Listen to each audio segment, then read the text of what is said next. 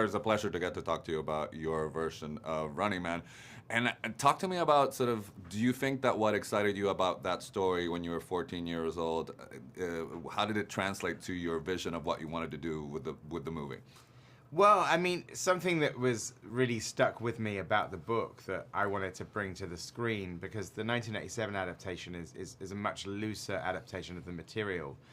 The thing that really stuck with me was two things. One is that the game is played across the world. You know, once you leave the network building, you know, you could essentially go anywhere you want. So it's kind of like hide and seek on a national, even global scale if you can get out of the country. And number two was that the book was all completely from Ben's point of view. Like the Stephen King book, or written under Richard Bachman, was written with a first-person perspective. And so in the movie, you know, you're with Glenn every single scene. You don't cut away to the network building. You don't cut away to the baddies. You don't see anything that he can't see. And hopefully, I think it makes it a much more intense, exciting experience.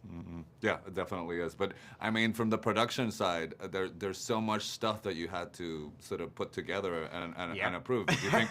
Because even with the Americana, I wonder if you set it up to just shoot it and stay there for a while. Because I would imagine you appreciate it more why the 1987 set it in one location, because it's probably easier. I would say easier to make. Well, two things.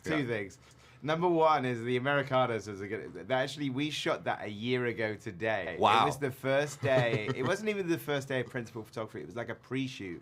But we shot the Americanos. It was literally the first thing we shot in like a sort of mansion outside London with Debbie Mazar, Kat Cohen, and Emma It's City. awesome, man.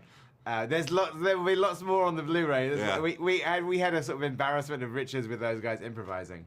But yes, it's funny. Like I had read the book as a teenager before I saw the 1987 film, and when I saw it, I was like, "Oh, that's interesting." They compressed it. They made it all in one kind of like subterranean arena.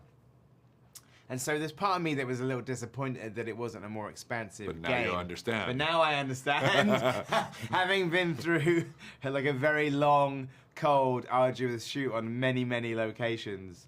You know, me and Glenn were talking about, you know, in the production, Marcus Rowland, my longtime production designer, said that during the production, between sets and locations, there were like 165 different like locations. Yeah, no, it's a huge movie. It's a huge movie. And I think me and Glenn felt sometimes like we were on the show.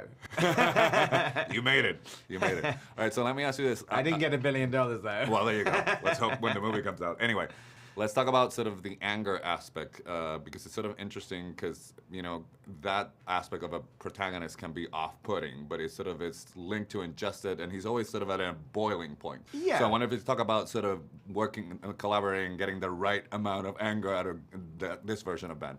Well, I think the thing with Ben Richards and the way that Glenn plays it, it's righteous anger. And the thing is, he's living in a society where life is cheap and you know, work is tough, and people get ahead by not complaining. So, you know, Ben Richards is a stand-up dude who kind of sticks up for others, but he gets punished for it. You know, there's a line that Josh Brolin says in the movie where he says, "You stuck your neck out one too many times for others and got your head chopped off."